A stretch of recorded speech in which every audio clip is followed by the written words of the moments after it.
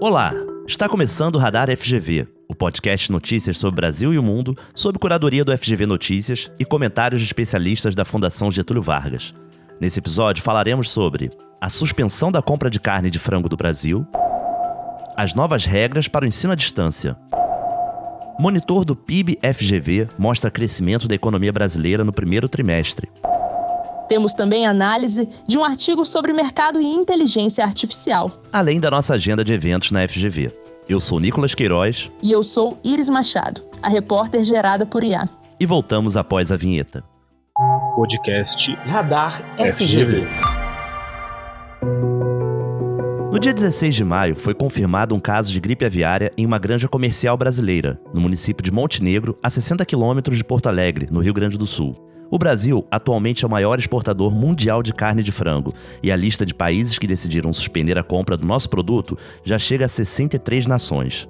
Em entrevista para a Band News, o professor Daniel Vargas, da FGV-ESP, detalha o que se sabe sobre contaminação e riscos envolvendo o consumo desses produtos.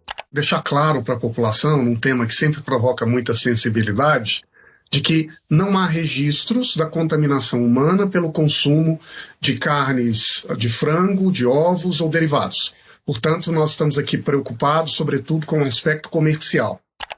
Posteriormente, Daniel Vargas falou para a Record News Rural e explicou os desafios que o Brasil enfrenta a partir de agora. Se for um caso isolado, as consequências podem ser ínfimas, sequer consequenciais ou relevantes para nós. Algo que rapidamente a gente consegue adaptar, absorver os custos e voltar à vida normal, sem arranhar a nossa imagem lá fora. Ao contrário, o mundo sabe que tivemos um caso de gripe aviária aqui porque nós, seguindo os padrões internacionais, comunicamos ao planeta. Ou, do contrário, teremos de fato aqui o primeiro de vários casos que podem se espalhar por outros estados. Sabemos que há outras investigações em curso e a partir daí a realidade pode mudar, as consequências podem ser muito mais significativas. Então, para resumir, eu creio que agora a grande questão, o grande interesse é saber de que medida o Brasil será capaz de manter esse vírus no seu local de origem. Foi um caso isolado e nada mais relevante acontecerá. Na terça-feira, dia 20 de maio, o governo federal publicou um decreto com as novas regras para a educação à distância em cursos de graduação, conhecidos popularmente como EAD. Cursos como medicina, enfermagem, odontologia, psicologia e direito só poderão ser ofertados no formato presencial. As instituições de ensino terão até 2 anos após a publicação do decreto para se adaptar ao novo formato. Tiago Botino, coordenador da graduação da FGV Direito Rio, comentou essa decisão em sonora exclusiva para o nosso podcast.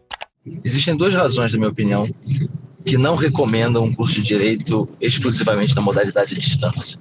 Primeiro, as atividades práticas, né, que não são só de simulações de audiência. A audiência hoje em dia é feita online. Né? Não estou falando só dessas simulações de atividades práticas, mas principalmente da questão do ensino.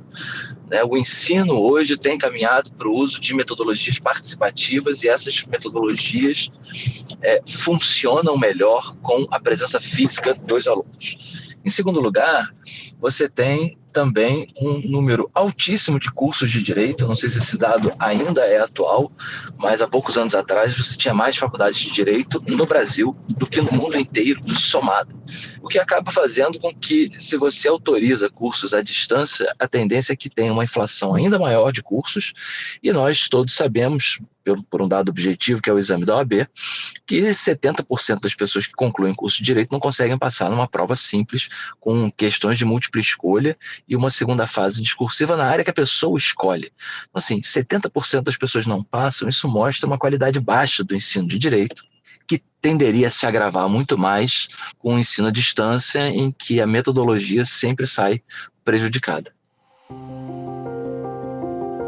O resultado do PIB no Brasil foi pauta da imprensa nos últimos dias. O PIB do primeiro trimestre de 2025 será divulgado no próximo dia 30 de maio pelo IBGE, mas dados do monitor do PIB FGV apontam para o crescimento de 1,6% em comparação ao quarto trimestre de 2024. O monitor do PIB se baseia na metodologia das contas nacionais trimestrais, na busca de antecipar o resultado do PIB do IBGE. Juliana Tressi, coordenadora do monitor do PIB do FGV-IBRE, analisa e explica esses dados numa sonora exclusiva. Esse crescimento reverte a tendência de desaceleração da economia que vinha sendo observada desde meados do ano passado. O grande destaque desse resultado é o setor agropecuário, que teve um crescimento super expressivo, embora as demais atividades econômicas também não tenham tido um desempenho negativo. Então, o setor de serviços, que é o que mais pesa na economia, também teve um crescimento satisfatório, mostrando que a atividade econômica segue aquecida, apesar de toda a incerteza externa e o ambiente de elevados juros, que deve acabar colaborando para uma desaceleração da economia no restante do ano. Agora recebo no podcast Iris Machado, a nossa repórter gerada em IA, especialista em artigos e pesquisas acadêmicas da Fundação. Seja muito bem-vinda. Obrigada, Nicolas e ouvintes. Hoje trago o artigo O Mercado Invisível, a Revolução das Interações Automatizadas, do diretor Marcos Facó, da FGV DICOM, publicado no portal Meio e Mensagem. Interessante. E o que você destaca nessa sua análise? A forma como o artigo destaca o papel de mediador entre consumidores e empresas, feito por agentes de IA, traz uma reflexão não apenas sobre a eficiência, mas também sobre a personalização desses resultados, sem contar as transformações geradas no comportamento do consumidor a partir de agora. Certo. E quais exemplos você nos daria desse novo comportamento? A delegação de decisões, que acaba sendo confiada em agentes de IA para tomar decisões complexas, como agendamento médico, a partir de restrições e preferências pessoais. A personalização atinge um ápice para ofertas e serviços extremamente específicos para cada indivíduo. Também tem a redefinição da jornada de compra, que antes era mais pautada na navegação do usuário por sites e aplicativos. Agora, ela é mediada por agentes inteligentes com interações mais diretas e eficientes. Entendi. E quais impactos você percebe no marketing e na publicidade com esse fenômeno? O principal é a substituição do SEO pelo AO.